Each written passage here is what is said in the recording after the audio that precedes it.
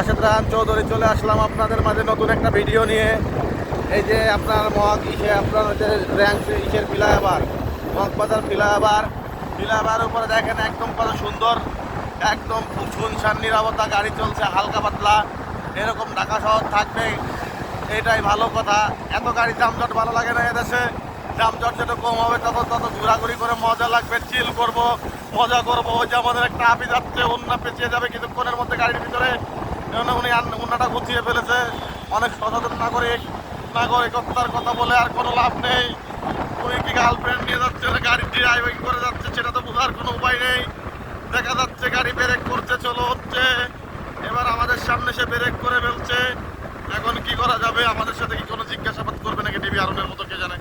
দেখা যাক। কিন্তু দাঁড়িয়ে গেল পিছনে, সামনে যেখানে শোরুম আছে এখানে অনেক কিছু দেখেন।